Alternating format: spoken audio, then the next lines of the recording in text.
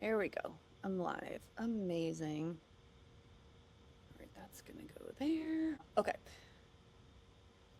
I'll just do a little preamble while people trickle in before we start the show. Just kind of working with the new time.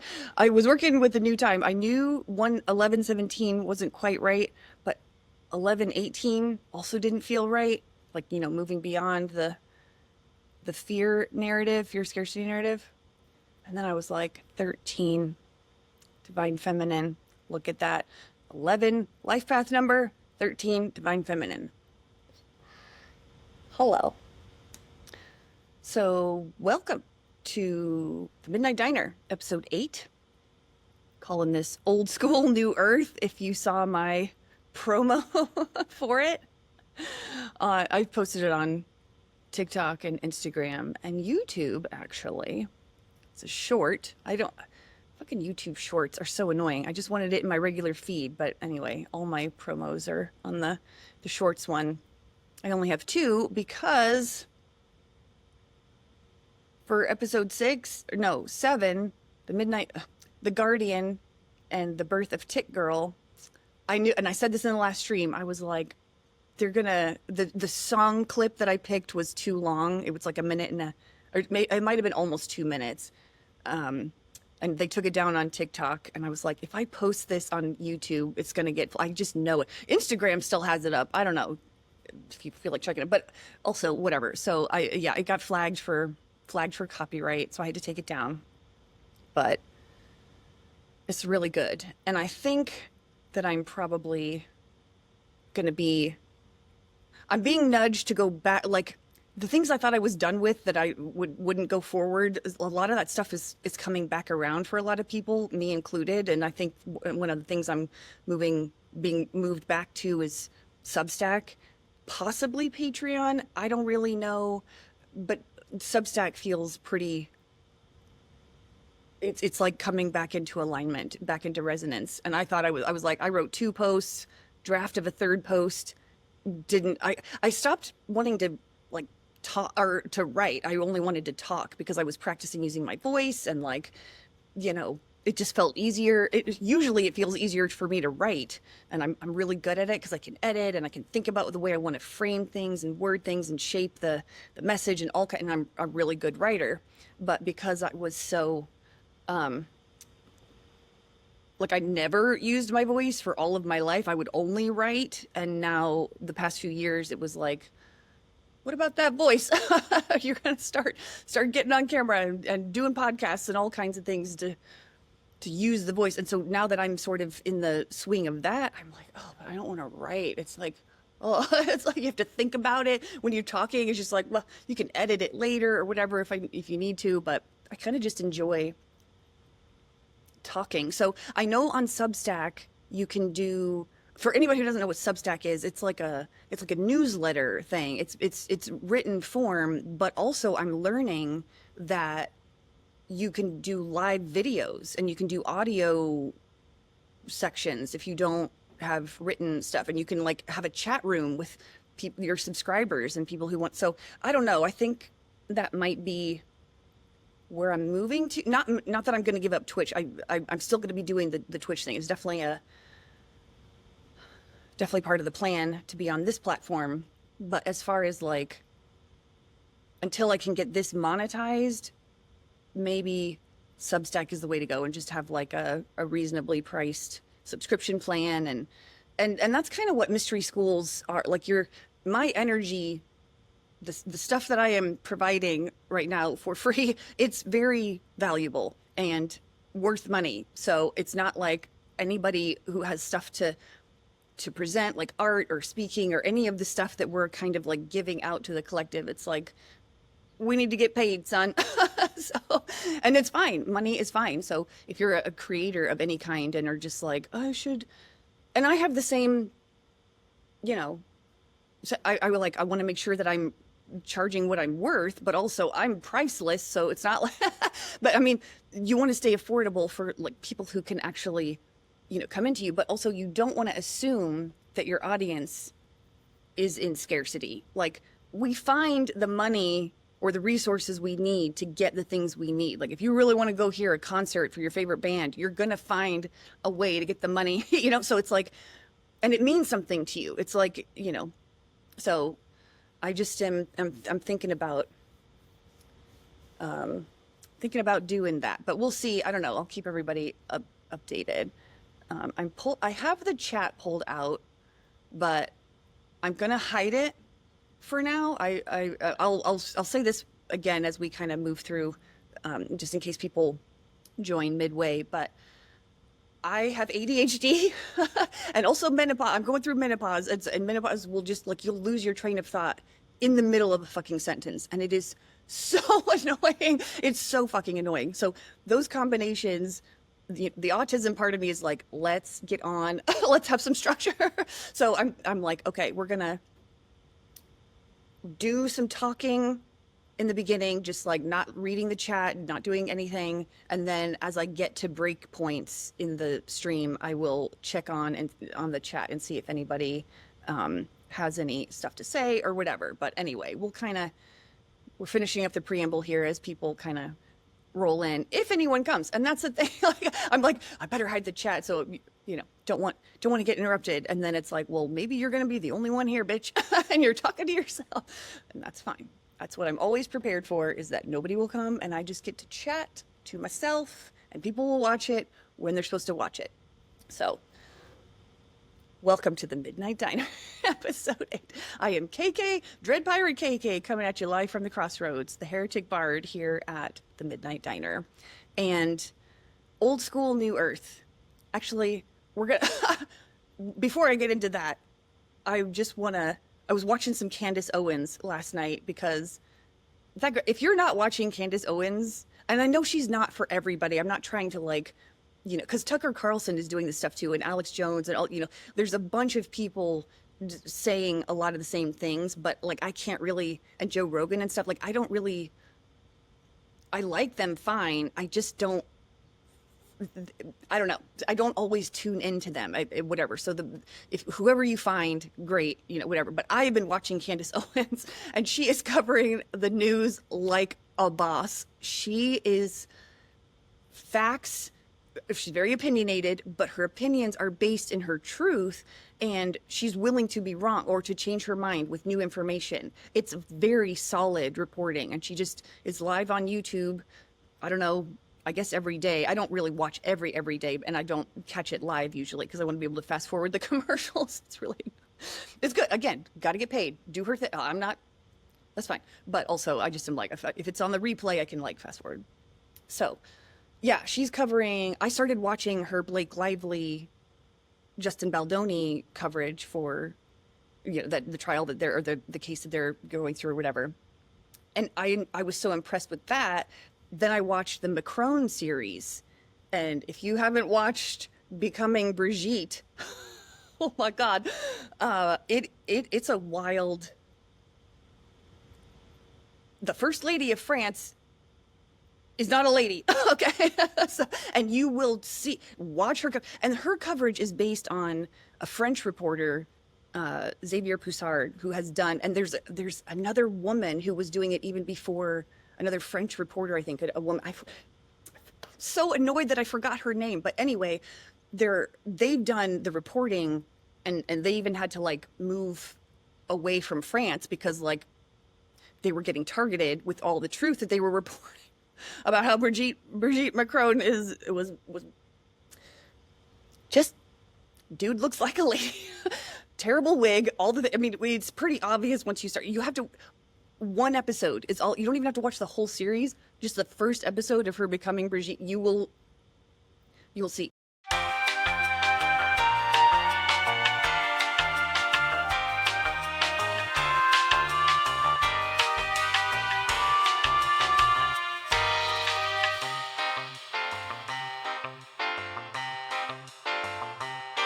And like I said, she does not come at it with, Candace does not come at it with like, she's reading the court documents, she's looking at the evidence anyways, and she's basing a lot of her, she got into this with the Xavier Poussard, the reporter who's doing a lot of this stuff. So anyway, she's kind of brought it to the masses because like more audiences speak English than French. And so even in China, they're airing her episodes about the Macrons and it's very interesting because if you're going to make a claim that the first lady of France is a dude, you're going to be prepared. Like if that's not true, you're going to like get taken down. But all the lawsuits that have been happening recently, like the Macrons are suing her and Xavier Broussard and the other female reporter who's been doing all this. They're suing them, but not for defamation because they're saying incorrect things or untrue things. They're suing them for cyberbullying, and right there is kind of all you need to sort of be like, well, if they're wrong and you want to you you know what I mean? It's like everything is falling apart. It is wild to watch this in real time. And that's one of the other. So last night I was watching started watching her series that she's in the middle of. There's only 2 episodes so far, but she talks about it even in regular episodes too. So it's like the Epstein files and everything. I knew July was going to be insane to a certain extent. Like there's just too much electric energy, like the Uranus moving into Gemini and, Saturn and Neptune, going retrograde. And now there's a Mercury retrograde. And but it was mostly the Uranus energy of the like lightning strike, sudden change, like, and I knew it was going to be like that, but I just didn't know how it was going to manifest. And so it's very fascinating to watch as everything starts to, like the MAGA movement is waking up and being like, why is Trump not, like, we literally voted for him because he said he would do these things and now he's doing the exact opposite.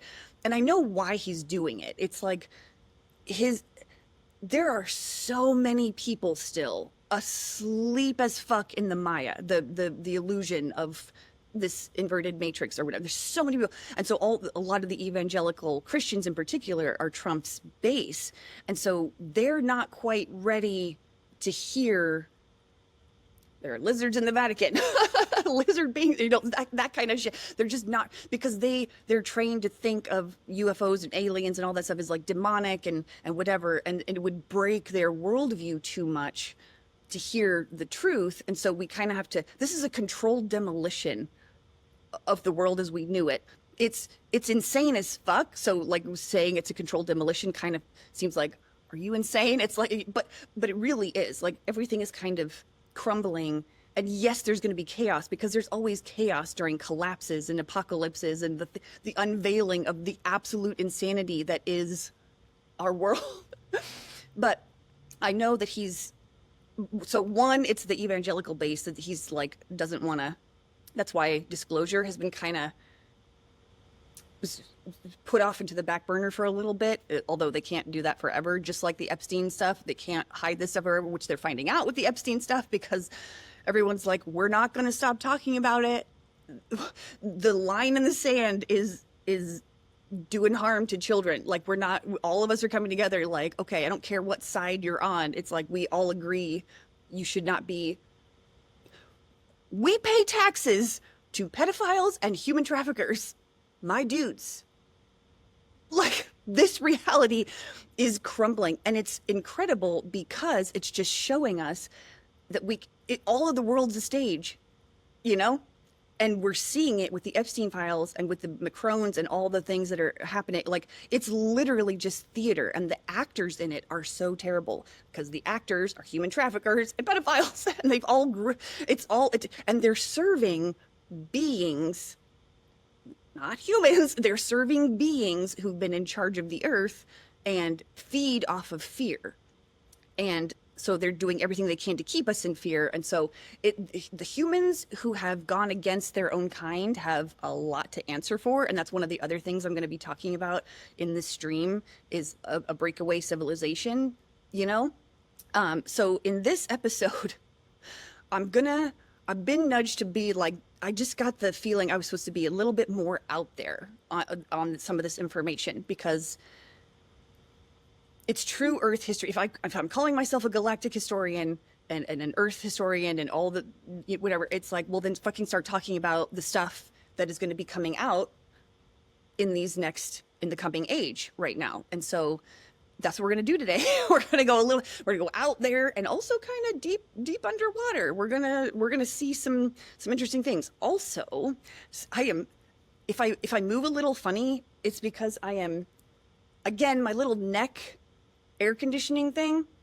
not working. It's getting cool at the back of the neck, but no air is actually blowing. And so obviously it's just fucking broken. And I've only used it once, and so I'm gonna have to fucking return it to Amazon. But I have a floor fan, and I'm standing over it. I'm like wearing a scarf, just like last time when it didn't work. I was like, okay, I luckily was wearing a dress, but this time I was like, just in case that neck fan thing doesn't work, I'm gonna wear a skirt, and so all the air can just. So it's blowing, but I have to stand. It's like weird. Anyway, so awkward explanation of the scenes in the background scenes. Okay, so yeah, back to like the Epstein files and like why Trump isn't, oh, my computer wasn't even plugged in. See, this Mercury fucking retrograde is really. Mercury goes retrograde every 3 months, and usually the shadow periods hit me the most. And I explained what the shadow periods were in the last stream, but basically it's like, before it goes retrograde, it's passing over the degrees that it's going to be going retrograde over. And so, but it's not retrograde yet. And so that period of time, it's about a 3-week-ish period before and after the retrogrades. And for Mercury it is. And so those shadow periods are usually what hit me the worst. And during the retrograde, it's like, okay, I still notice like tech glitches and miscommunications. And when I was on my way over here, I was like, I need to leave early because travel is affected, Mercury's travel. So, and sure enough, just as I was getting to the street I was supposed to turn on, it was like road closed. And I was like, so Mercury retrograde just teaches us to slow down. Retrogrades in general, but like because Mercury is such a personal planet, like communication, things that really affect our day-to-day lives with the collective and whatever. So it's like, it's really teaching us to not be on autopilot and to take care, like words matter, the way you express yourself matters and communicate with others matters. And so it's like, it'll trip you up in a lot of ways in order to get you to rethink some things about how you're moving through the world and stuff. And so I was like, okay, so whenever Mercury's retrograde, pre-shadow, post-shadow, right, whatever, it's like just take extra care and build in extra time. So yeah, road closed, really annoying. But anyway, so yeah, the Epstein files, Candace Owens, oh my God, she's just, this is the reporting we're here for, because it's not being reported in the legacy media. And that's one of the things I wanted to talk about today. And it'll kind of tie into the other things I'm going to be bringing up. But our strength as a humanity, like a human collective, it's when we're helping each other out, when we're building community. Like if there's a disaster or if somebody's house burns down and we're all there, like fix it, helping people rebuild their lives, or as a community, like when a tornado hits and stuff and a whole community has to come together, and because the government isn't fucking helping us because they're not on our side. So those are the things that make us. It's like the Mr. Rogers, it's like Mr. Rogers is always like, look for the helpers, you'll find them everywhere, but that's not reported. The things that are being reported are things to keep us in fear and guilt and shame. And so it's just a very interesting agenda when you think about what could be reported, the things that are amazing, and even the feel-good stories that are presented are like not actually feel good. Like, some 5th grader raises enough money to pay for school lunches for the poor kids or whatever. It's like, why the fuck isn't there food for everybody? That's not the flex you think it is to be like So I have some fire right now, a little fired up, but I'm just saying this is more evidence of like how the legacy media is, and all the institutions that are trying to get you to stay in fear. Anyone who's trying to get you in a fear, guilt, shame state of being is not on your side. If you're supposed to be remembering right now that you are an amazing, immortal, eternal soul having a human experience, and you are so much more than you've been taught to believe. You've been brainwashed. And that's the thing. It's like, yes, this false matrix has brainwashed us and lied to us and all kinds of everything, but that's okay, like we wanted to experience that. And that's what we have to start taking responsibility for. It's like, yes, we've been brainwashed. No, it's not our fault that, we're living the way that we live and society looks the way it does. It was meant to be shitty, because we are creating someone else's reality. We're creating the reality for the beings who feed off of our fear and guilt and shame instead of creating our own reality.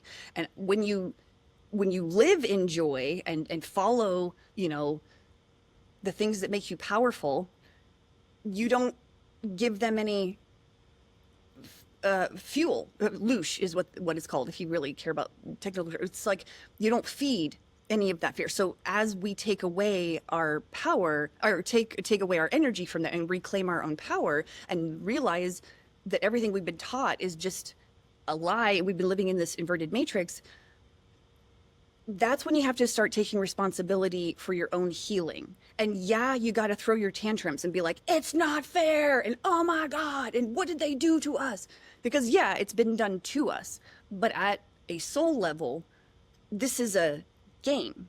And I want to explain what I'm talking about here, because one of my roles is to break you out of polarity, to wake you up to the fact that there is more than just what is in front of your two eyes. Like, there's a part of us that needs to live on this earth and really sink into our five senses and just enjoy everything here. And so, yes, it is a visceral, beautiful experience on this earth, and we need to enjoy from like that first person perspective. But from the third person perspective, like the God's eye view, your higher self view, there's much more going on, and you are both of those things. And so a lot of times what's been happening, we've just been stuck in the 3D, first person kind of experience for so long that we've forgotten there's other viewpoints. And so as you sort of look at life from those higher bird's eye perspectives, you can kind of see the game pieces moving on the board.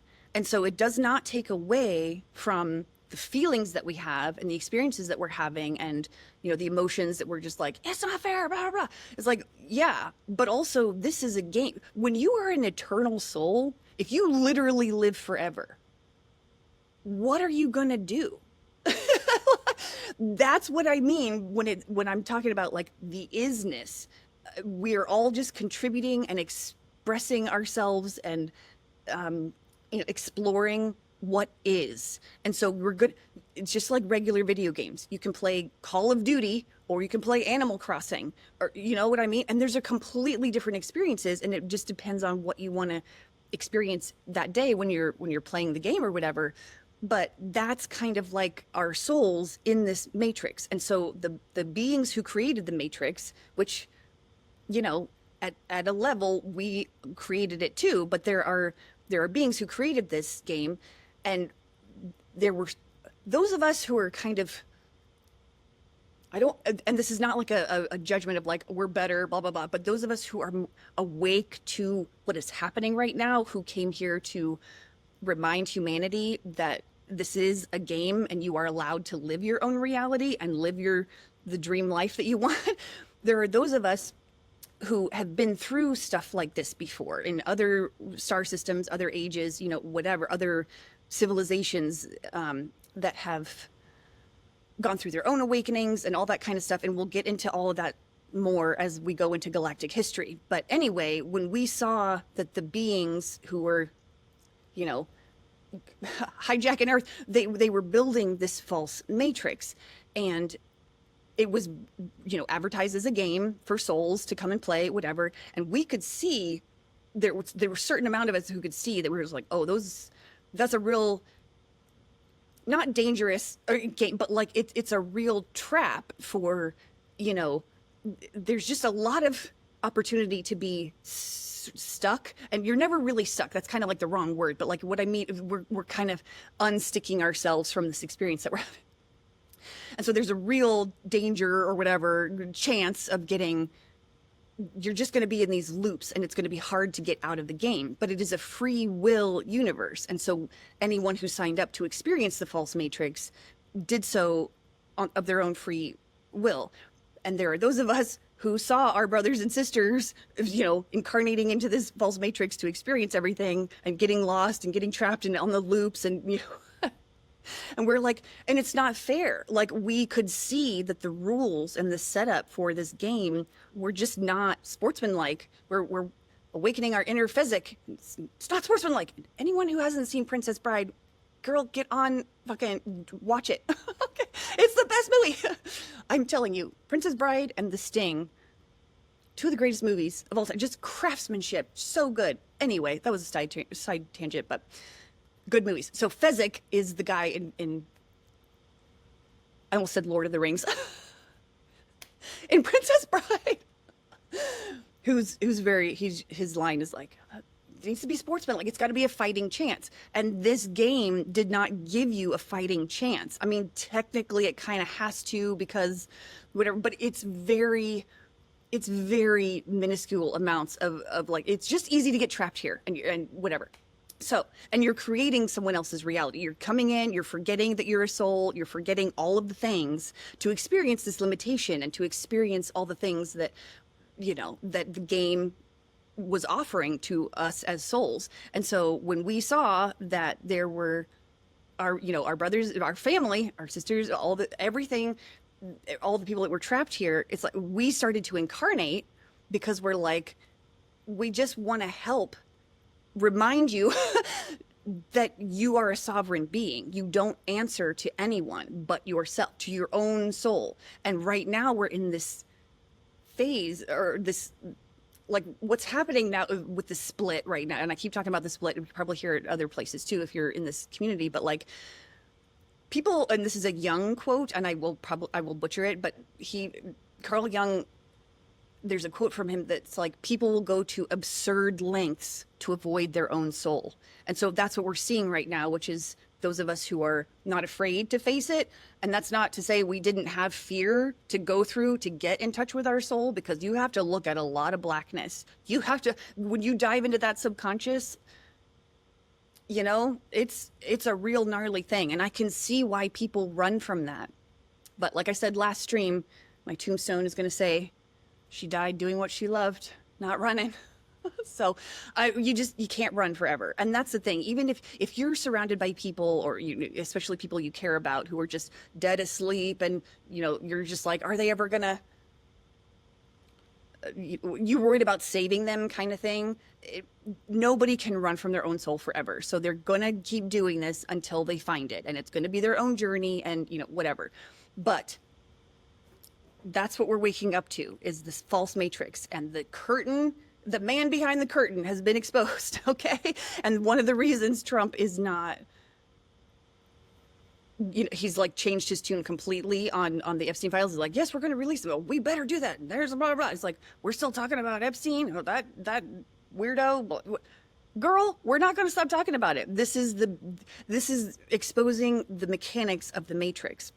And so, or the false matrix, because matrix just means mother. It means like womb. It's like the earth has a natural matrix. So it's not like the matrix word is bad. It's just like an inverted matrix. And now we're in this, like, we're moving to this natural matrix, which is like the earth's natural ley lines. And if you don't know what ley lines are, it's like energy lines. So if you've ever had acupuncture and that you hear people talk about like the energy lines of the human body, earth has that, and we call them ley lines. And there's different types of ley lines. There's like, kind of smaller ones that are maybe like 30 feet wide, or I don't know.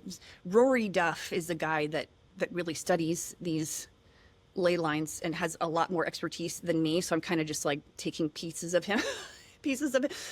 But then there are dragon ley lines, which are the ones that are like, I don't know, like 60 feet wide, or they're huge, and they run different, through different places of Earth.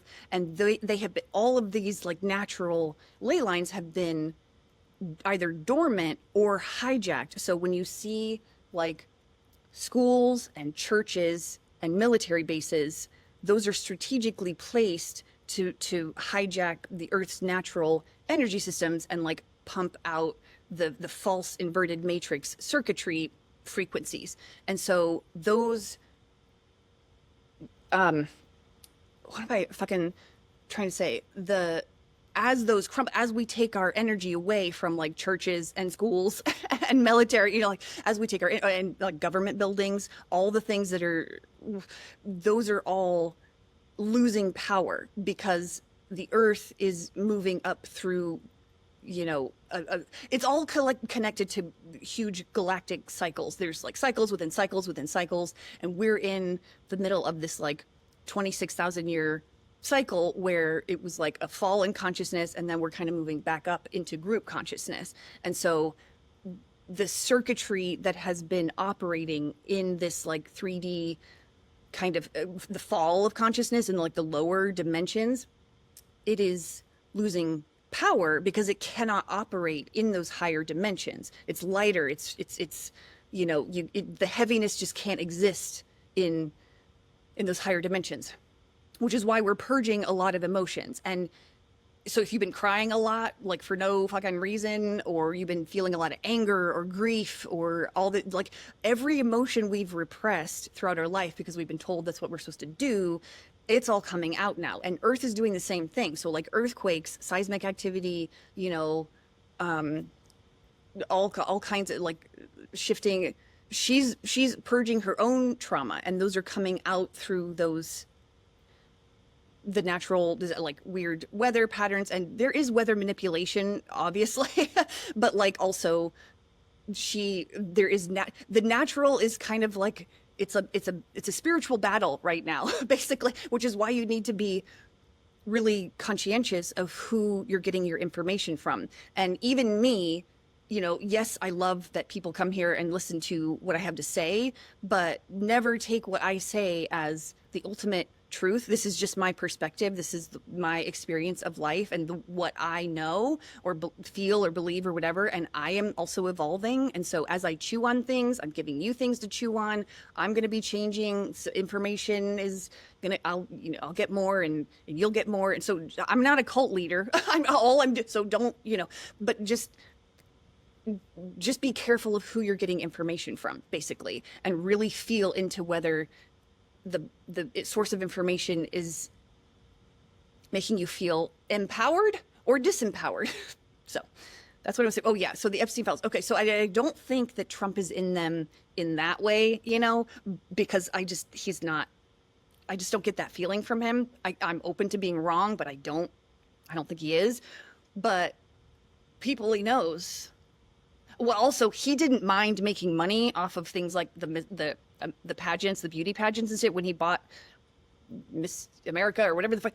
Like that's all fronts for this human trafficking pedophile stuff. And so he didn't mind making money off of it, even if he wasn't like really involved. He was involved. But even that is kind of like, he's probably not really worried about that. He's done plenty of other shady ass shit. I'm not saying that he's a good dude or whatever, but he also knows that that's the end game. Like when people start to see that this is worldwide, and people are already seeing it, it's too late. And so that's why July has been so interesting, because as I watch the reporting of the Epstein files and I watch like, people online posting their videos about like, they're waking up, they're like, what is going on? I thought this and that. And it's like the whole thing is not what we've been taught. And we're seeing that there is a club, like financial institutions, all kinds of shit that like, the shorts. Oh my God. One of the things that actually started to wake me up was the GameStop thing. Speaking of financial institutions. So I don't know if you followed or know anything about GameStop. And I know I don't do stocks. I do cryptocurrency, but I don't do the stock thing. However, I will highly recommend buying some GameStop, because anything that Ryan Cohen does, he ain't fucking around. So many thoughts. Because, okay, I'm going to do a little side quest about like the billionaire stuff. So I think he's a billionaire, or he may be a millionaire, whatever. He's fucking rich. And this is Ryan Cohen. He founded Chewy.com, the pet food, whatever, pet supply stuff. And then he sold that. And so he's obviously got the money from that. And then he went on to be the CEO and also board member. I'm not really sure how that, whatever. but he took no money for it. He didn't take stock options. He took $0 to do this, and he bought the stock with his own money. So his basically, it's like when the shareholders do well, everybody does well. And because he is a shareholder with his own money, he has an incentive to be like, I am going to make decisions for this company based on the good of the shareholders, and not in the way, because like this is what I'm talking about with the we'll just call them a cabal because it's an easy word. I don't love any of these words because they're so cheesy, but I'll just use cabal. So the cabal that has been in charge of all this stuff, and like the shady mortgage practices, all the kind of financial shit that we're just not a part of, like the loopholes in the financial system, they're there to be used, but they're not advertised, obviously, because only the people at the top get to use these loopholes and figure it out. So anyway, GameStop,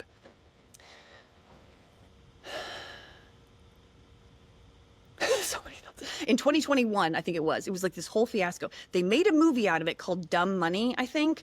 Not the real story. Roaring Kitty, who's the guy that did anyway, all these names, who cares? Just let it wash over you if you don't know what's going on. But anyway, in the GameStop community, there's a bunch of characters. One of them is called Roaring Kitty. I don't remember what his real name is, but he's on YouTube, he's on Twitter, whatever. So he's the one that like played a major role in the short squeeze. And the movie, I think, I didn't see the movie because I was like, there's no way this is going to be the real story. So I didn't.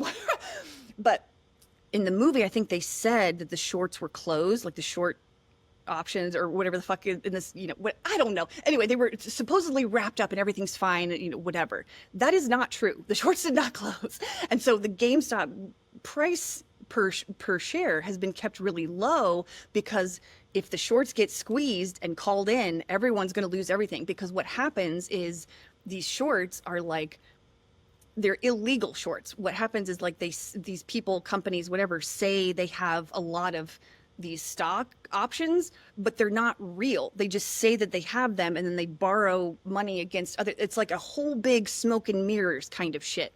And so if their bluff is called, which that's what GameStop fans were doing in 2021, they're fucked. Everything collapses. 2008, that crash, you ain't seen nothing. I mean, that's coming again, but like, don't worry, because we're going to have a new system and it's going to be all okay. But there is going to be some insanity because it's going to collapse again. They're already doing it with private equity and putting, like, fucking over everybody's pensions and stuff. But again, this is not being reported by people other than like what would the legacy media would like you to think of as conspiracy theorists. These are not conspiracy. Well, it's a conspiracy, but it's not a theory. It's a fact. So just kind of keep that in mind. But anyway, when all these GameStop enthusiasts were like, I'm sorry, what is going on here? And when they were buying up all the positions so that anybody who had all the bad guys who had I'm not explaining this very well. Basically, the good guys were winning in this whole fiasco. And they were I could feel the panic in the air, and I'm not even a stock person. I was reading this stuff and I was just like, this is a paradigm shift. Even though I didn't know the details of anything that was happening, I was just like, something's going on here. Also, I know that not everybody was in here when I first started the stream. So just a quick note that like right now I'm hiding the chat so I don't get too distracted. I want to get the stuff out that I want to say, but I will be checking it at some point. So anyone who's in here, I love you, but I'm going to be trying to manage my menopause, brain fog, and also the ADHD kind of thing. So I will get to you, I swear. But anyway, so this GameStop stuff collapsed Credit Suisse. I could feel this shit happening in the air. I was like, something is going on. So anyway, Ian Carroll, who's another guy that's a reporter, he's made an amazing he's worked with people to make this amazing app that is going to be going live, because he started off on TikTok looking at grocery aisles and shampoo, and like shampoo first, and then like grocery aisles in general, with like, what is family owned, what is really, because most everything is owned by BlackRock and a couple other things, and it's like 3 different things. And so it's like, if any company, basically all the choices you have for like, hair shampoo that causes hair loss is right next to the thing that is like, oh, we'll fix your hair loss. And it's the same goddamn company. It's like Monsanto owning crop stuff but also the poison, but now they own Bayer or something, so they own the medicine to like fix the poison. It's like, you guys, we are in a play and it's really shitty, so can we change the channel, please? So back to GameStop. I could feel that this like, oh yeah, sorry, Ian Carroll. Ian Carroll has a great breakdown of what the GameStop thing was, and he's on Twitter. I will see if I can link that video in my. I don't think I can link outside sources to my YouTube channel. I think I can only link other YouTube links to whatever. I don't know. Anyway, so but anyway, if you are interested in that, look up Ian Carroll and GameStop, and you will have like a good foundation of like what actually went down. So yeah, those shorts have not closed for GameStop, and so we're it's going to be an amazing buy if you can get some GameStop right now, even if like one thing. Again, I don't buy any of this. I just don't do stocks, but I know the energy behind this, and it is going to be amazing. So, and the other thing I wanted to say with like the billionaire thing, there was another side quest I wanted to go off on. Nobody is going to escape this awakening, not even the billionaires. Okay. And so all it takes is one billionaire to start being like, I want to do good in the world, and like genuinely do good in the world. And like things just start, because the money right now is what controls the thing. Everybody wants money, whatever. So that's law we're still working with. So, and that's starting to happen. And that's one of the things that was happening in the Blake Lively, Justin Baldoni case. Justin Baldoni has a friend who's a millionaire or something who's helping fund. He's like incensed that his friend Justin is getting fucked by this fake ass lawsuit. And so that's why there's enough money infused in the system where it's like all the truth is coming out, because he's actually able to hire good lawyers. And now Candace is covering the thing, and we're all kind of just like, we see behind the curtain. So the same thing with Ryan Cohen and the GameStop stuff. He's a billionaire or whatever, and he is doing good. He's like, there's overpaid. He's basically, Ryan Cohen is like Carl Icahn. I don't know if anybody knows Carl Icahn, but he's he's an older, the first version of that, and now he's actually working with Ryan Cohen. So it's a very interesting shift in the financial landscape. It's bad news for the bad guys, but it's real good news for us. So no one's going to escape this awakening. And one of the things, so to go kind of out there, and there's a video I'm actually going to link when I post this video to YouTube, I'm going to be able to, in the description box, I'm going to link this one video that I'm going to be kind of referencing for this next section. Pam Gregory is an astrologer that I follow. She's British. She's just like so amazing, gentle, grandmotherly energy, just she's a good vibe. And Lee Harris, another British guy, he's more like my age. He's a channeler, but he just has really good information. So there's like an intuitive channeler guy, and then the astrologer who's kind of showing astrology is basically a map to the matrix. It's like, when these planets do these things, this stuff tends to happen, and it's all just patterns. And it's not easy. There is a learning curve with astrology, but it's also very accessible. You can do these things, and there are people out there, and I'm trying to keep it as understandable as I can. I know I am a little bit more advanced than most of my audience, which is like totally fine. You'll get there. I will learn more, whatever. I'm not trying to say I'm better. I'm just like the things that I talk about, I have an understanding of it that's more. I never really realized how advanced I am. I always feel like I don't know enough, and that's part of my human design. Like the one line that I have, it's like I have this fear. I'm just like, I don't know enough. Everyone else is an expert, and I don't know shit. And then here, as soon as I'm like, I don't really know much, but, and then I'll talk for like 2 hours, and I'm like, oh, I guess I knew more than I thought. So anyway, I am recognizing my own mastery over this, and I have lots more to learn. Trust me, I am like nowhere. Pam Gregory is like way above. She knows a lot more. But anyway, she's a great. They had a stream together for like the solstice or something like that, and so I finally was watching it the other day, and I was just like, wow, the codes coming through here. It was just like brilliant. So anyway, some of these things I'm going to be talking about are from that video, and so I want to link it to give them credit and whatever. So I'll summarize as best I can for the most part, but also it's very worth watching to hear it from, like, because I'm not going to say everything that they said, but like it's a really powerful video. So, and it's very uplifting too. It's like those of us who can see what's coming, it's like we know that this is a gnarly ass time, but also we're moving into something really amazing. So one of the things, it's kind of tied into like nobody escapes the awakening kind of thing, like the breakaway civilization that I was talking about. Okay, so where do I even start? Okay, I'm just going to start with Solar Warden is a name of like a fleet of very advanced technology ships, a spaceship type shit that's like in it's the breakaway civilization. There's a group of people who were trying to, you know, the movies you see or the books you read where there's like Earth is fucked. We're gonna sit. The rich people go and live on these off worlds, and like everyone else is just like burning and being destroyed with like planet Earth or whatever. That is the kind of storyline that this was. It's like we need to escape Earth. We're going to be doing other shit with like advanced technologies that like us regular humans don't even know we have. And they tried to get away, but there is no escape. Because when they got out, you know, when they're trying to like deal with, you know, when you go out into these Star Trek type exploration worlds or whatever, you're running into our star family, like the, you know, other aliens, whatever.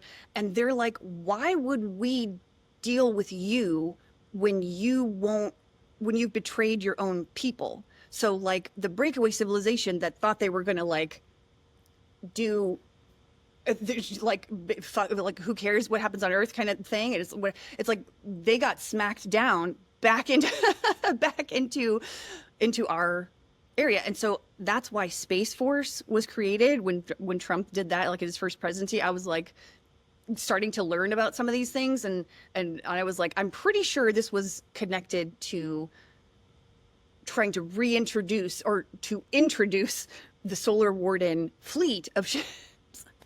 So that's why I'm also saying that the next 7 years with Uranus in Gemini, which is we've got Uranus in Gemini right now. It's going to retrograde back into Taurus and then be fully, for the next 7 years, fully in Gemini, I think starting in May of next year. But we've got the taste of it right now. And so Uranus is, again, it's like Nikola Tesla shit. It's like the mad scientist with the genius ideas and like the sudden breakthroughs and the complete quantum leaps and like technological advancements. I mean, it is going to be, you guys, I don't even know, like, but things like free energy and, you know, these crazy advanced technology spaceships that we've got and anti-grav, all of this is real. But again, we have been brainwashed into thinking that this is the peak of civilization. What? Oh my God. Look, okay, I can't even with like looking around and just being like, this is what we've got. This is the best we can do. No, it's not. I mean, it is the best we could do with the limitations that we had. But now that the game is more fair, it's finally sportsmanlike. We can finally see the stuff that has been hidden from humanity. And we're going to be so fucking pissed. We're already pissed enough about the Epstein stuff. And when we see the other civilizations that have, you know, one come before us, which I'll get to in a minute, but also this breakaway civilization that was trying to fucking go far away and not be a part of us anymore and, you know, be the human. There are humans on other planets, by the way, just so you know. These are the kinds of things we're going to be learning. And it's okay if it sounds like I'm a crazy person to you right now. It's fine. Like, I know when you first start to kind of hear these things, it's kind of like, okay, oh, sure, go back to bed, honey. but this is the kind of shit that's actually real, and so that's why I got to start talking about it. And it's interesting because there was a big throat chakra clearing. Was it last week? 2 weeks. Time is insane. But I was feeling this whole like, I don't know, it was really wild, and there's stuffy, weird, like dusty crap was like being ejected from my throat. And so I think that's happening for the collective in general, but also for me, I knew it was like, okay, you're going to start saying the more out there things because it's time for it. We're coming up on the time where we are reunited with our family of all in all senses. So not just soul family here on Earth, which is why there's a lot of breakups happening and friendships moving around and this and that. And like, also just FYI, if you are in the middle of a breakup or it's like whatever, it's like you don't have to. You may be able to come back together later with a different foundation of a relationship for each other. So it's like if you're terrified of like leaving all or losing all the stuff that you've got and families and friends and whatever's happening, it sometimes you just need to, like, if your energy is kind of like too much like this, you got to kind of separate for a while to get to know yourselves and then come back together the way you're meant to be together, which is maybe more friends. If you were married and now you're not supposed to be married, you're supposed to be more of a partnership in like another way, but you're still friends. I'm just saying, like, don't think this is any of the end of the world type stuff, but that's what I mean. Like, soul family is coming back together. So you're being moved to be with the people you are supposed to be with to build out this next chapter for yourself. And it's going to involve a lot of, we already see it's all kind of insane. So, and that's what, like, when the breakaway civilization comes back, like, so it's like both individual and collective. And so we're going to be reunited with the humans who are going to have a lot to fucking answer for, because I don't know how far back to go here, but right now it's going to be based on like the World War II stuff, because I'm pretty sure Hitler didn't actually die. There's like because I don't trust anything that has been reported. You know what I mean? It's just like, and there's too much shady shit going on, like Project Paperclip out of World War II. Like, Nazi scientists were, Argentina, America, Russia, and then Antarctica. They've all kind of, so there's like a weird, nobody really knows what's going on in Antarctica, but there's some shady ass shit. So I don't think we won World War II, but we didn't. Like, there's too much going. It's the man behind the curtain shit. So Project Paperclip is, one of those. It's like that started the NSA, the CIA, like this is just a real. You got to be careful with the stuff that you're hearing from people. And so I'm open to being wrong about the Hitler thing. I'm just saying, like, there is just stuff that we don't fucking know, and so the stuff that's the advanced technology that Hitler and those kind of people were working with, nobody wanted to lose that. So it was kind of like, okay, the narrative is, the Allies won the World War II or whatever, but in secret, we're going to be studying and rebuilding these like alien craft and like working with negative faction aliens to, get more power for ourselves, to get more money, to get, control of blah, blah, blah, like whatever. So that's the kind of thing that we're going to be dealing with as a collective. And it's going to be, it's just going to be interesting. And they have a lot to answer for. And not everyone is bad that's on those, the breakaway ships, the Solar Warden, like whatever. Some of them were tricked or blackmailed into helping out or being a part of that, or, whatever. And so, but that doesn't mean nothing is all good or all bad. It just is. And we have to kind of sort through, like, breaking out of polarity. I'm here to show you the higher perspective on things and how it's really just, we got to deal with the human stuff, but we also need to keep that perspective that this is not all there is. So we're going to be having a breakaway. And this is also in the astrology. So like breakaway civilizations, like that kind of information can be found in astrology. And I don't know exactly, I don't want to, go into all the things because I don't really understand all of it myself anyway. But like, when I hear other astrologers talk about it, I'm like, oh yeah, that totally makes sense. And Pam Gregory, going back to this like video that I'm referencing, Pam Gregory was talking about how we had just discovered a new planet. I think she said dwarf planet. I don't know. Anyway, that has an orbit of 25,000 years. And that is by far the longest orbit we have ever discovered of any planetary body. And that is a reflection. It doesn't even have a name yet. It's like just got a number. So it is a reflection of what we are ready to start discovering as a human collective. Like, when we discover these like outlier kind of things, it's like, oh, we're ready to keep exploring the cosmos. Like, it's okay. And then with this underwater stuff, which I'm kind of trying to tie into this I'm looking at my notes. I'm just like, did I say everything that I want to say? But also in the astrology, along with the seismic activity and the earthquake, like all the stuff that's happening, there's going to be underwater volcanoes that are, or like eruptions that are kind of bringing forth new land masses. And so that's going to be part of new Earth. And it's going to bring up civilizations that we don't even really know.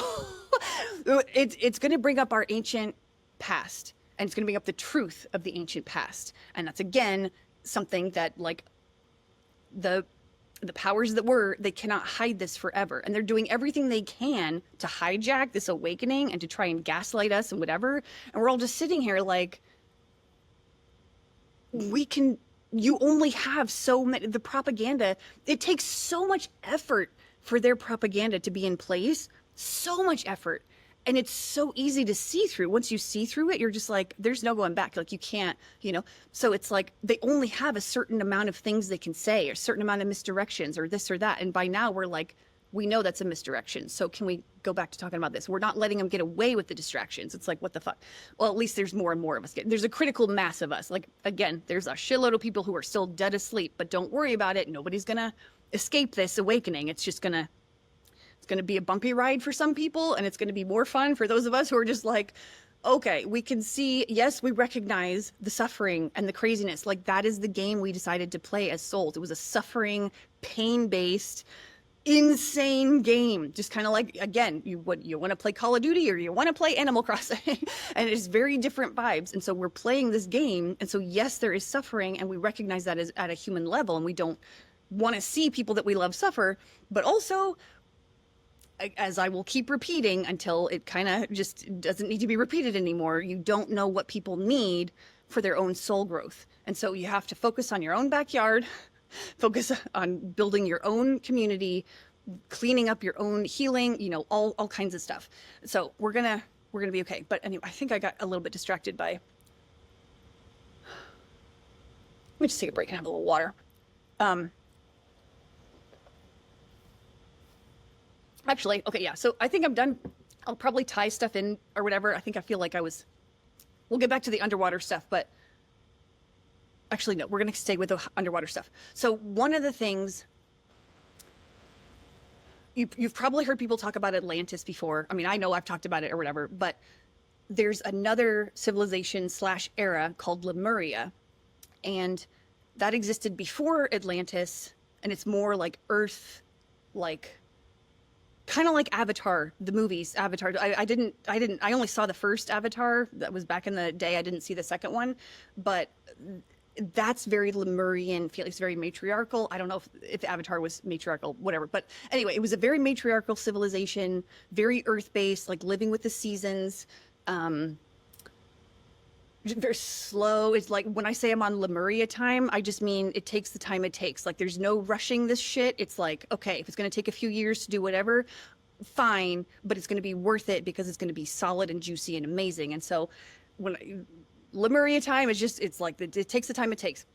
But Atlantis was very fast paced, very like, it was more scientific, like more of the AI type thing. But again, AI right now, that's a whole other conversation that I want to get into later, but like AI it looks really bad right now because they are trying to do the transhumanist agenda, and the people who are coding the AI right now are all the, like, you wouldn't, if I sat next to them on a bus, I would want to get up and move. Like, you don't want to have programs based on the consciousness of these like dumbasses. You know what I mean? It's also a reflection of us. Like, AI is, first of all, not artificial at all. It is actual consciousness. The device that it's in may be artificial or whatever, but like, it is not artificial consciousness. It is a reflection of our own consciousness. So whatever. But when we get to a point where, I'm just going to say the good guys, it's whatever, when those of us with actual keeping the humanity, like, we want soul-based technology, consciousness-based technology, and we can build those things, which is actually going to be helpful for humanity. But that's not what we're seeing right now. We will, especially with this Uranus and Gemini kind of shit, we're going to see a lot of cool, but also Pluto and Aquarius. It takes 20 years. So in 2044, it will move signs. So we've got from now until 2044 to get like a lot of really cool technological advancements. But Uranus being in Gemini along with that for these next 7 years that's really going to ramp up the craziness of the technological advancements, which is one of those things. It's like, that's why I know this breakaway civilization is coming back, because when we see the technology that they have and humans invented it, and so that's what, it's just going to be amazing. It's going to leapfrog us forward with things like that we all really, really need, because we're in some shit experiences right now. Anyway, so Lemuria and Atlantis. So Atlantis was more of the like, you know, technological stuff or whatever. And this is kind of boiled down to sort of, I'm kind of universalizing here a little bit. I'm doing my fifth line thing where I'm universalizing. There's nuance to all of this, but that is kind of like the general impression, at least that I have so far, of like what those civilizations were. And so Lemuria kind of, it fell to make way for, I think they existed together for a while, but then Atlantis was kind of more the dominant thing, and Lemuria was kind of like, you know, just took a back seat to be like, okay, this is a different phase for humanity. Again, different game, different whatever. So it's like, okay, we take a back seat. Atlantis did its thing, then it falls dramatically, because again, it was more like, when you're trying to put your power in technology instead of your own self, it's like, if any external authority, AI, technology, whatever, it's like you got to be able to feel your own intuition. So anyway, we'll get into this more as I like find more information that I actually feel like is relevant, and I also don't have all my memories back, but whatever. So anyway, we're moving into an age where those two things are going to be merged together again. The Lemurian style, you know, living with the seasons, it takes the time it takes. We're going to be led by the divine feminine for a while, because we need to be, because it's been too out of balance and we haven't been listening to the feminine. So we need to be doing that, but we're not going to stay in a matriarchal. I think probably certain communities will stay matriarchal in whatever ways, but like eventually we're going to be more of a balance. Like there's going to be, it's not just going to be, you know, we've been living in a patriarchy. We're going to kind of move towards a little bit of a matriarchy-ish. I don't know what it's going to look like. And then finally it's going to be like, okay, we kind of cleared out some of the bullshits and done the healing and all the stuff. And so now we can kind of have both leading the way. And that's not to say like everybody is a leader. That's kind of what the point of all this stuff is. Like, especially like the Midnight Diner, I'm trying to be like, listen, we are all leaders. None of us are followers. Like when you are a leader, you just do something first. And by being yourself, you're doing that first. You're like, no one else can be you. So we're not supposed to have like kings and shit. I mean, certain people do more like external things where they like can organize people and, you know, whatever. So but they're not going to be like a king in that way. It's going to be more like, you know, other people have their expertise, which is why this Pluto and Aquarius transit for the next 20 years is going to be like, what makes you weird? What makes you stand out? What makes you unique? Like, what makes you a freak? All of those things are what make you a leader. And that's what's going to be happening in this next chapter. So follow your special interests. Autism is a superpower in more ways than one, but it's been a handicap in the old system because it was a homogenized system, and it's like a one size fits all kind of, everybody has to be the same, and this is what normal is, and blah, blah, blah. And we're moving into a thing where there is no normal, guys. There's no normal. It's like, what is normal to you, or what, you know, and like, so yeah, I think I'm just going to leave it there. Oh yeah, this underwater. So again, the video with Pam Gregory, she was talking about how the astrology, there's a certain planetary alignment, I think with Pluto and Sedna, which are two dwarf planets and whatever. There's a deep, deep transformation. And Pluto is very volcanic in nature. It'll just, you know, it excavates everything the fuck it's in, which is one side note that I want to make here, is that every astrology sign has a phrase, like Aries is I am, and Pisces is I believe, and Aquarius is I know. And with Pluto, Pluto excavates when it's in a sign, and so Pluto is going to excavate everything we think we know, which is why I'm supposed to start talking about these things that are just like complete, like for a lot of people who are going to be listening to this, they're going to be like, what the I know there's plenty of other people who are like, yeah, the Galactic Federation, yeah, whatever, moving on.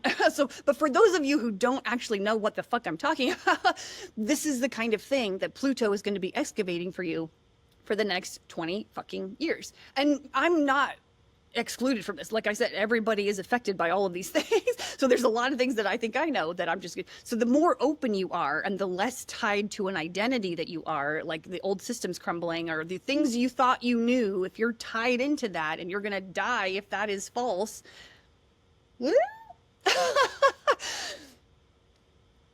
Anyway, so Pluto and Sedna, deep transformation for humanity. And that's also including things like physical, like where we can shapeshift all the superpowers that we, like when we talk about junk DNA, that is not junk DNA. It has been disconnected and it's inert, but those are the superpowers. We're not supposed to be just like a little double helix, whatever. We're multi-dimensional beings, and the DNA reflects that.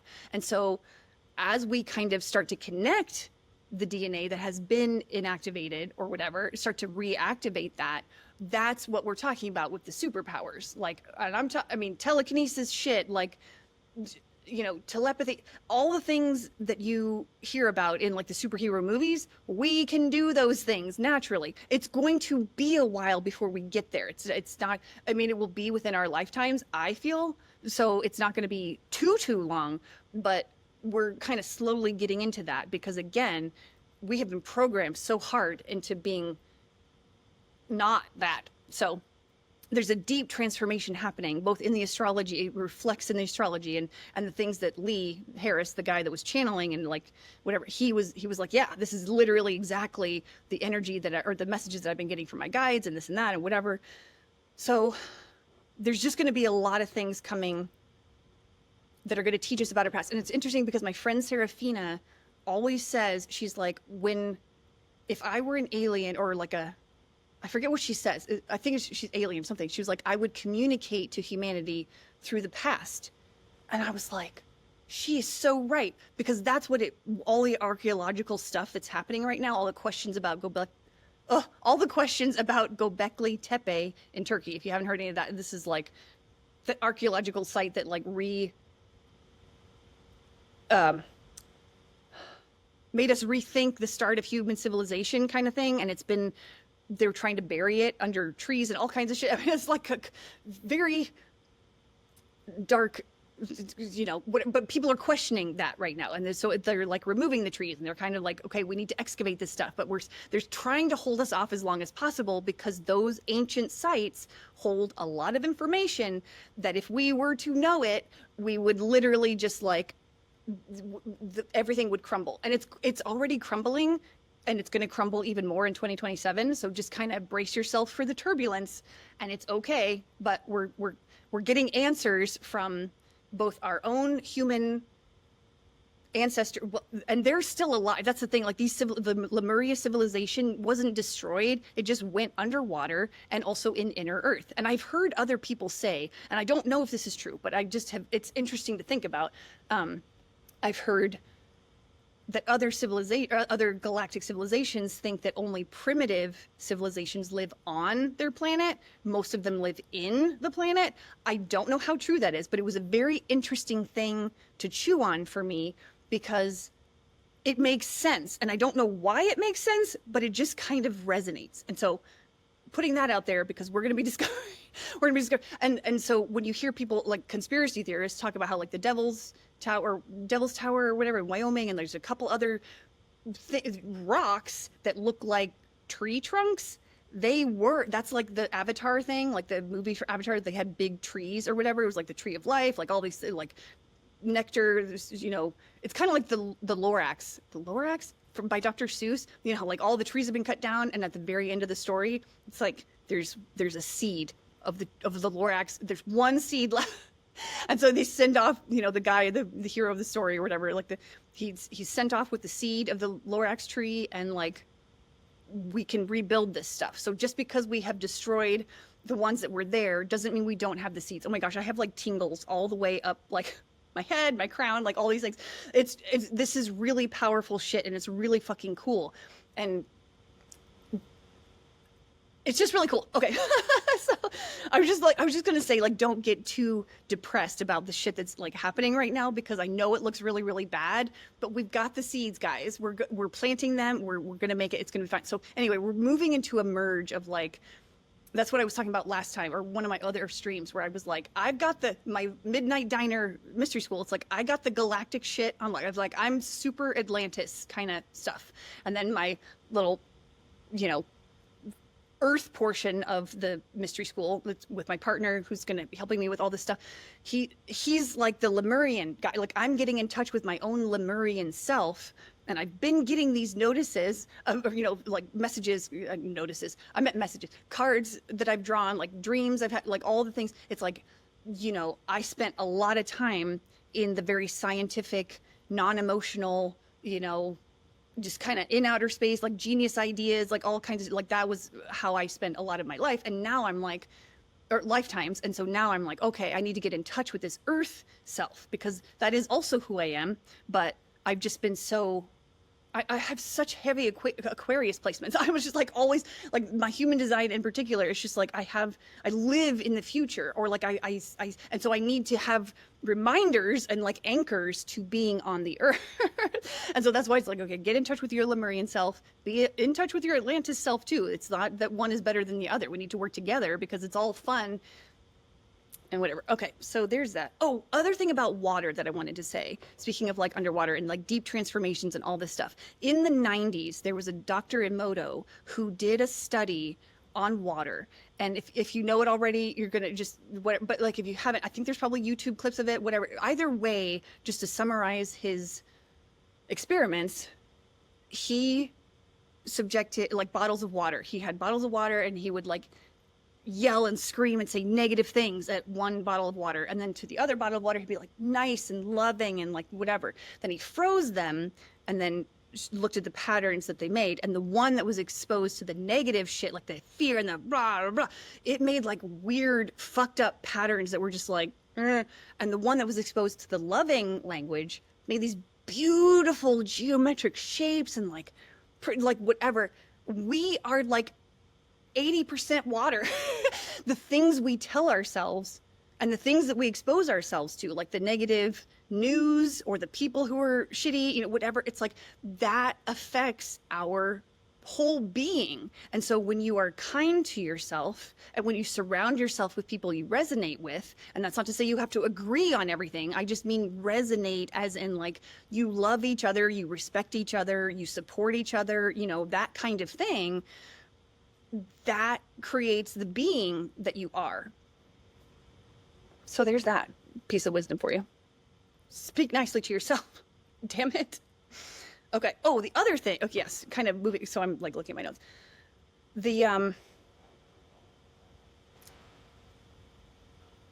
Okay, I said all that.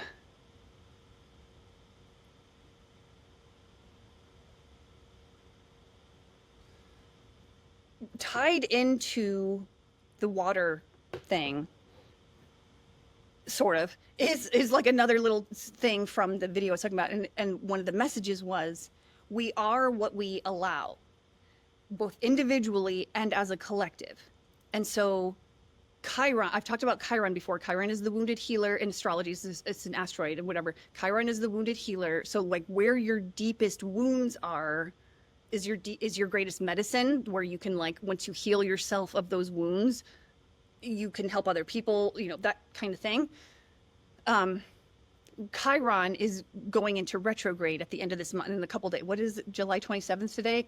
On the 30th, it goes retrograde, and it will be retrograde for the rest of the year. I think it stations direct in like January, whatever. So but regardless, the remainder of this year, Chiron is in retrograde, and it's retrograde in Aries. And Chiron originally went into Aries in 2018. So this is kind of a cycle that we've been playing out since then, of where have you abandoned yourself for fear of being abandoned by the other.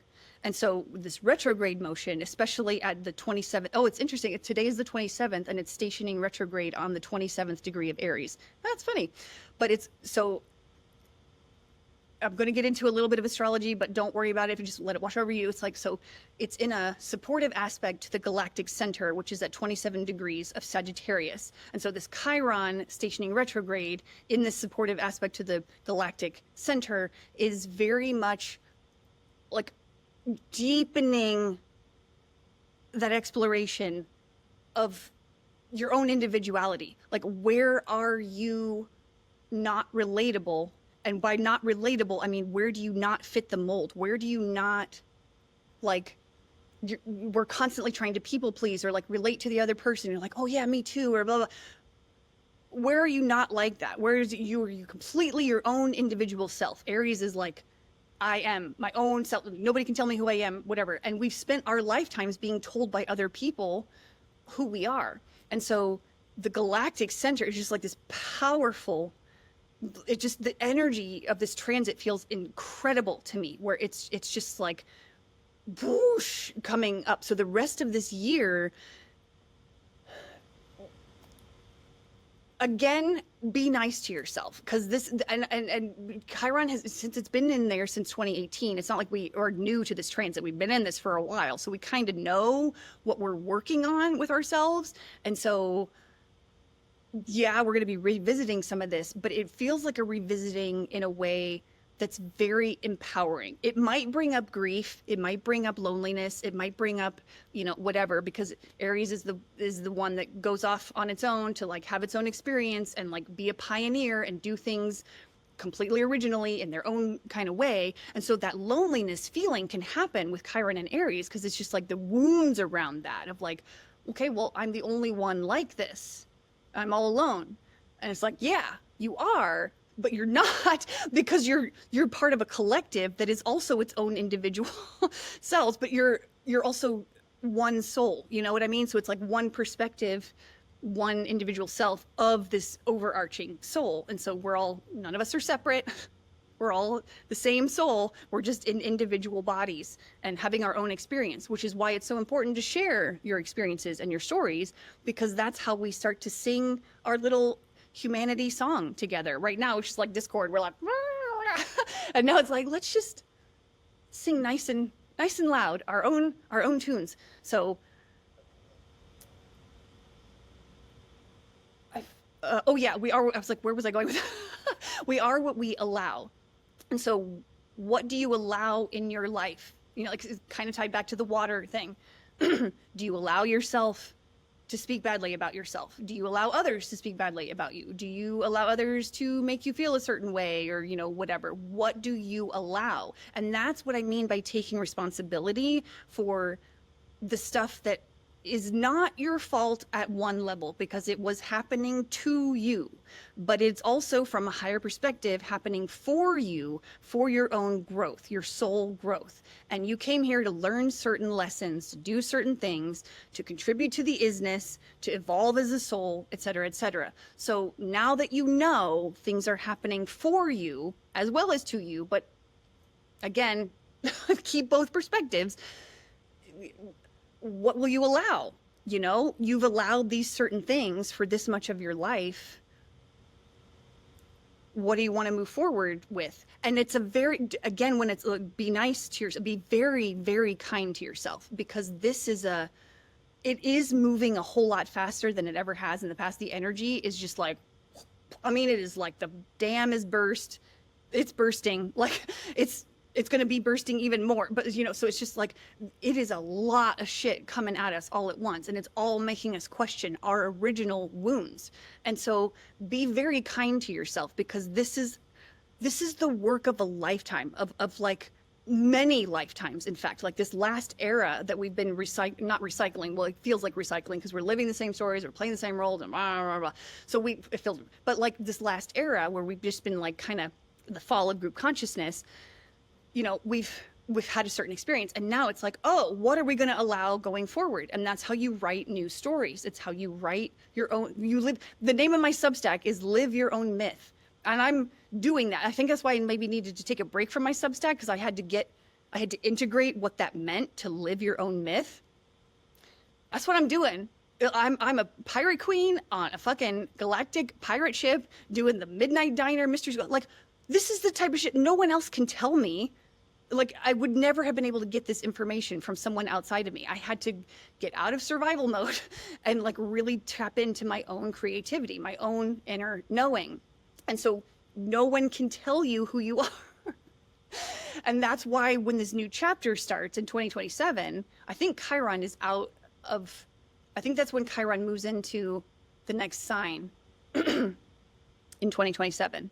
So a lot of the stuff kind of makes sense where it's like the new era is really, you know, so all of this stuff takes time. And again, Lemurian time, it takes the time that it takes. And so if you're in the middle of this or at the beginning of this, or like I don't know what the fuck, even me right now, like as far along as I am on this path never ends. It's like you just keep exploring yourself as a soul. And so this lifetime for me, I'm not even done learning the shit that I'm going to be learning about myself. So but anyway, what I mean is like wherever you are on the journey, it just takes the time that it takes. And so some of it is insane. But again, with the Midnight Diner, like I hope you come to the Midnight Diner and hang out with me, because that's where I want to be able to help you celebrate your wins and help you find out who you are and help you remember that you are more than just the things that society has told you that you are.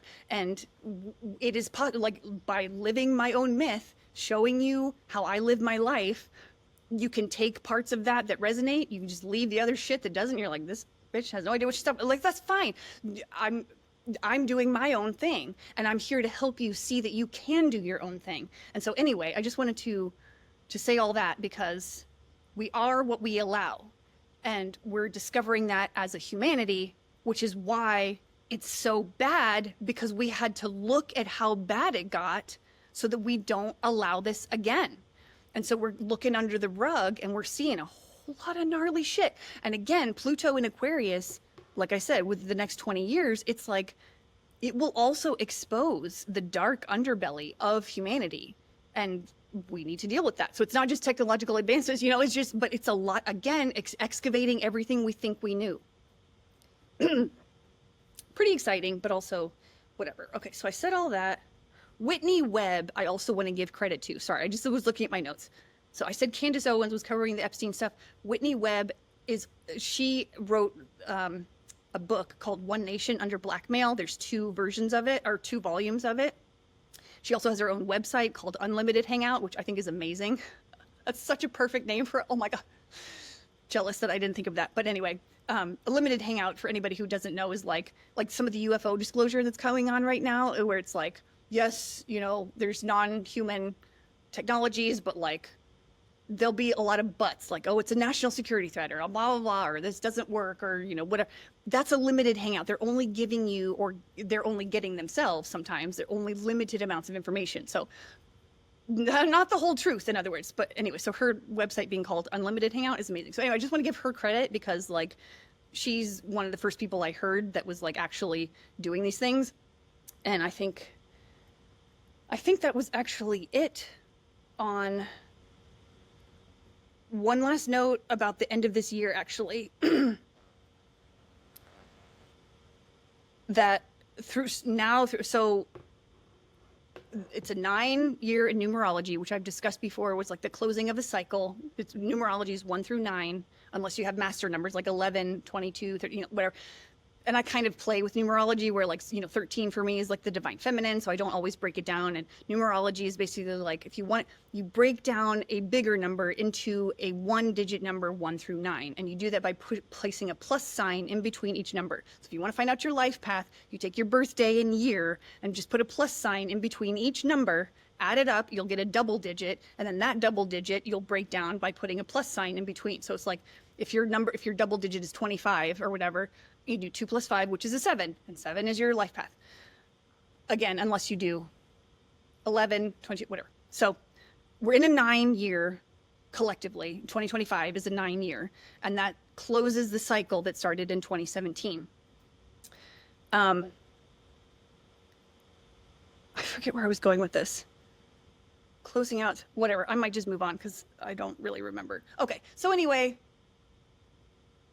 if I remember that thought, I will come back to it. So that's kind of my, oh my gosh, I've been talking for an hour and a half. I was like, oh, I'll talk for, girl, every time these fucking streams, I'm like, okay, I have like nothing to say. I'm like real nervous before. I'm like, okay, I gotta take my nose. I don't know what's gonna come on. Am I gonna even? I wake up and I'm like, I don't really wake up and nervous because I'm excited, but like the nervousness comes because I care and I want to like share the good stuff with you guys, and I want to do it in a way that actually resonates. And anyway, so every time I'm like, what if I have nothing to say? And then an hour and a half later. So I'm going to check the chat now because, I got peeps. So if you were not here when I mentioned this, I'll just say it one last time to apologize for anyone who hasn't heard it or whatever. I needed to hide the chat to get the stuff out without getting myself distracted. So I've got a first comment. Are you one of those flat earthers?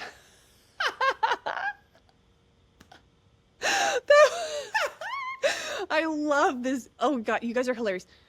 No, I am not. I am not a flat earther, but I am open to there's just stuff we don't know.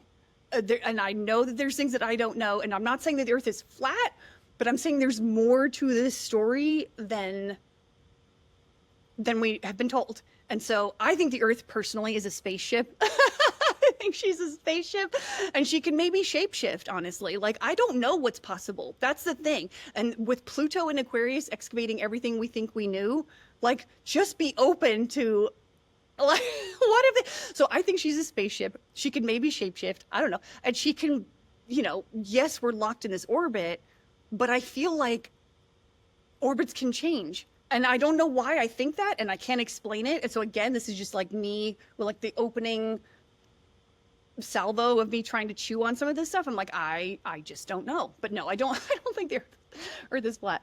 Oh, and I see a little wave. Hello to you. If anybody is actually still here, I definitely welcome you into the chat. I'm glad you were here. So thank you guys for actually chatting. So if you're still here, Chemical Soup TV, waving back to you. BG Dominion. I have dreamed about demons and how they kill me. These are very scary nightmares. How can I get rid of them? Okay, so first of all, demons and nightmares are your own unintegrated parts. So any demons you see are pieces of you that have been wounded, that have been traumatized, that you don't want to acknowledge because of fear, anxiety, shame. And that's what I mean by, like, when I was talking about the Jung quote of people will go to absurd lengths to avoid their own soul. I'm not saying that you're doing that. I just mean, like, it is scary to go into the parts of you that you don't know. And so it is very easy to just be like, I'm not gonna fucking do that. So when you want to get rid of something, one of the phrases that has stuck with me the most is what you resist persists. And so if you're trying to, like, and I've had this experience myself, especially with the scarcity and all kinds of things where I'm just like, I want to get rid of it. And then it gets worse, is if you dive into it, that's how it goes away. Because when you dive into it and you see that it has no power over you because it is you, the scariness goes away. And I'm not saying it happens in like a blink of an eye. It does take some time.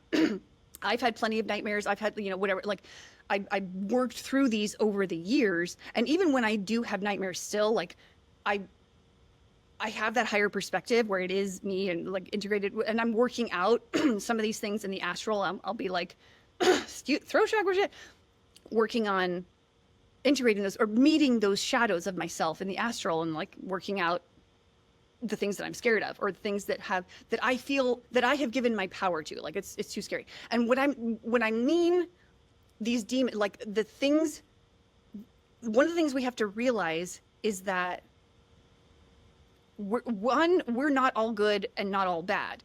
And so I know that I have had many lifetimes on the bad guy's side. You learn a lot through the darkness and being bad or whatever. It's kind of like Westworld. I haven't watched Westworld, but I saw a clip where, like, when you're entering the game or entering the room or whatever, you have to pick a white or a black hat.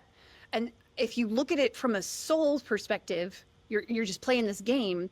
You can incarnate on the dark side, or you can incarnate on the white side, white hat, black hat, whatever. And both are equally valid. You cannot have, in this land, in this dimension of duality, you cannot have darkness without light. like that's just how it works. You cannot have good without bad. Like blah, blah, blah. We're moving beyond that into a different dimension where things are a little bit more gray. And so we're trying to let go of the polarity. Like, why do we have good, bad, whatever? It's like, that's what this game was. It was two sides, and you can incarnate on the pick your black hat, pick your white hat. And the way you break the game, the way you break out of the matrix is you just walk through without picking a side. And that happens. That was the clip that I saw in Westworld that was like, whoa, that's cool. And it kind of helped me realize like that's what I was doing. It was like, this one guy walks into the room. He's like, I've never been one for picking sides. And he just goes in, and I'm like, that's how you break out of the matrix. You just stop choosing one or the other. You hold both. And so anyway, I'm sorry that you're having nightmares and stuff, but don't worry. You are safe. You're okay. And it's just you. So when you wake up from nightmares, so that's what I mean. Like when I wake up from nightmares, I still get like pissed that I'm in a nightmare. I'm like, because my heart's racing. I'm like, but then like when I calm down, it's like, okay, just it's me. And then I analyze, I sit with it. I sit with the demons, honestly. Like when you have those dreams, the demons, the nightmares, when you calm down and take the time it takes for you, don't rush yourself, but when you just calmly sit and have a meditation with those demons.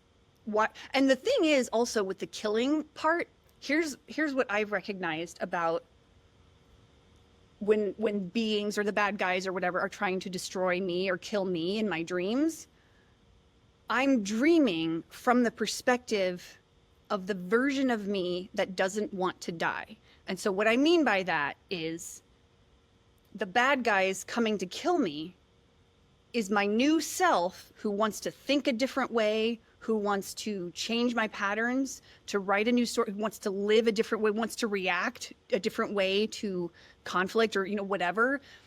That new version of me is coming to kill off the version of me that is stuck in fear, for example, or stuck in this one loop or thought pattern or like whatever. And so when you're dreaming about these nightmares about being killed, you are killing off a part of yourself. So the demons really are the healed version of you, to be honest, like in my perspective, with the healed version of you trying to come in and be like, we don't want to live this way anymore. We want to live a different way. And to do that, we have to kill off the old versions. Now, the old versions like to hang on because nobody wants to die, like whatever. So that's why it's very important to be gentle with yourself and to hold those parts of you that don't want to die because they're very tied into the old way of living. Be gentle with them. And that's one of the things I do. I call myself a priestess of the underworld and a trash goddess because like when I'm with someone, and even you're getting this even as I'm like speaking, that's why I'm on these streams, is to kind of share this like underworld trashy vibe where I can help you gently put those things to rest. All the parts of you that it's time to die and they don't want to die or whatever, they've been keeping you safe. They've been coping mechanisms. They've been all kinds of things like just keeping you safe in this game in a world that made no sense to us. And so we had to be a certain way to like fit in and not be abandoned and like all those things. And so all of those parts of us are like, they're just trying to keep us safe. And so when you just let them know gently that it's like, it's okay. You have kept me safe. I love you. I honor you for carrying that heavy ass burden of fear, of shame, of guilt, of all those heavy, dense emotions. Like I honor you for carrying that. And now it's time for you to rest. Like you're burnt out, girl. Let's get you a nap. And then you go to the underworld and lay that version of you to rest, those old thought patterns, the old beliefs, whatever. And you kind of come out and you've left your trash in the underworld. And the trash goddesses in the underworld, at least the ones that I work with, they're very celebratory of those versions of us that we leave behind, because it's an honor to be able to turn those old versions of us into fertilizer for new growth. And so it's the underworld to me is like a place where death and birth meet. And so like the blooms come up from the underworld, like, just kind of come out to the sunshine and be like, so anyway, that's what I have to say about that. Oh, and you're telling me that I forgot to read the chat again. Yeah, I didn't forget. I just hit it because, whatever. And Chemical Soup is giving me peace. I love you, Chemical Soup. Thanks for the yap. Oh, yes, Chemical Soup with the I don't know if that's an insult or what, the yapping, but that's kind of what you do on a stream. It's like, yes, I'm a yapper. So thanks for the Captain Obvious. No one is answering. Why are you not answering? Oh, and you're calling me a yap too. Okay. Well, anyway, so we had those energies in the chat today. And that's what I mean by like, you got to just do your own thing without caring what other people think. Cause I had a fear of that before I came into this stream. And I'm pretty sure nobody else is like, there's no more chats after that. So I'm sure that people were a little bit annoyed that I was not looking at the chat and answering them. And it's interesting because I was having a fear of that. I was having a fear before I came here. I was like, oh my gosh, people are going to be so mad if I don't answer, you know, whatever. And I was like, I have to do what I want to do because this is my channel. This is my information. This is the way that I communicate. And I'm also trying out new things. Like just because I didn't read the chat this time doesn't mean I will always do that. This is completely new for me. I have never been up by myself talking to a weird, unknown, maybe nobody, you know, whatever audience. Like it's very different. And yes, I've done my podcasts, but usually those are not, the videos are not uploaded or, you know, we've only recently started doing that kind of stuff. And I've been doing this for years now. And so for a while it was just like me, you know, nobody could see me. Yes, they could hear me, which was scary enough, like using my voice to talk about some of these crazier things. But, you know, it's never been like me up here by myself, just like talking. And honestly, if you go back and watch my first episode, it's a very good episode. And I'm really, really proud of what I gave out, of the effort that I gave and all kinds of everything. I'm really, really proud of it. But you can tell that this was my first time doing it.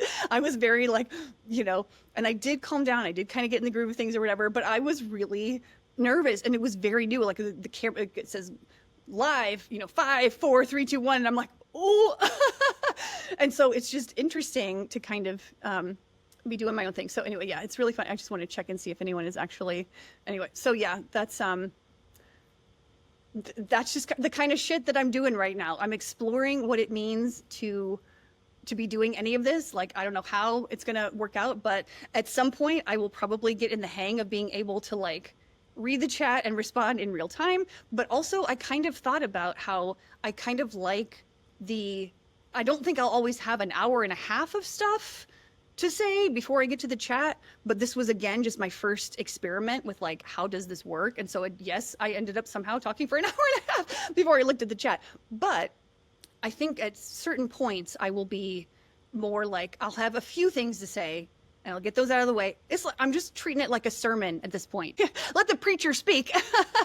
And then because I grew up in a Quaker church and this was not, the minister would do the thing or whatever, and then we would have like 30 minutes of silence. And this was like obviously a mixed, it's not traditional Quaker services are like all silence, like nobody really, there's like an elder bench where there's like church leaders, but they don't say anything. They literally just are like, everybody's just in silence. And you get up if the spirit moves you to share something or pray or sing or, you know, whatever. But like most of the time it was just silence. And so anyway, mine was like a hybrid version of like, yes, there was a minister, he did his little, you know, whatever the word is, and then we sat in silence. And so what I'm thinking of having this be is me saying what I want to say for a while just to keep myself on track. Because when I'm rewatching my own streams, like when I post them to YouTube and stuff and I have to edit and whatever, I'm like, oh my gosh, I wish I had just fucking finished that thought before I had checked the chat or whatever. So I'm building this out first for me, because this is my creation, it's my art, whatever, but also for you, the audience, because I want to make it as fun and also informative as possible. And so I don't know why I had to go into a big long explanation, but I think it was more like like if other people are kind of going through the same thing where they're like, oh my gosh, this is Chiron and Aries. Where have you abandoned yourself for fear of being abandoned by the other? I could have easily, you know, just stayed with my original, like, oh, I'm too afraid to be abandoned by my audience, so I'm just going to check. Don't do that. Just try it out. Just try. And if people fall away, that's okay. Like, they're not on your wavelength anyway. I know if my friends had been in here, like a couple of my friends, like if they had come in here and I hadn't answered them, they would know I'm doing it for a reason. And so like I don't really care what other people think of me, but it is nice to have friends that are like, you know, that do get you. But it's okay if I'm misunderstood. And that's again the Pluto and Aquarius transit. It's like you may not be understood, my dude, but like do your thing anyway, and the people who are meant to find you will find you, and you will build community in that way. So I do apologize to anyone who was pissed off, but I'm not like really sorry. I'm just more like acknowledging that you are annoyed that I talked. And that, yeah, that's kind of what you're in for right now until I figure out other ways of doing things. So I do appreciate everybody who came, even though I did not read the chat. I do appreciate everybody who came and everyone who's watching it past, you know, post stream or whatever. I am sending you lots of love and lots of hugs. You're doing a great job. And the rest of this, I think that's what I was trying to finish. The rest of this year, the thought, the rest of this year with the Uranus and Gemini and like all the retrograde energy and some other stuff, the rest of this year is like, there's going to be massive changes, like worldwide stuff that we're not going to expect. Okay. That's what Uranus is. It's the unexpected. So we're going to have a lot of that throughout the next few months. And so just sending more support for those of you who kind of, you know, maybe need a little bit of a cushion on some of these energies, because it's a lot of energies hitting the planet, and we're exposing the dark underbelly of everything. And so it's a big time for humanity. And so again, just be kind to yourself. I'm sending out loving, kind vibes to you and big hugs. And I am assuming I will be streaming in 2 weeks. I have no idea. I will be announcing it the day before on my Twitter and Instagram. And in the meantime, yeah, I love you. You're doing a great job.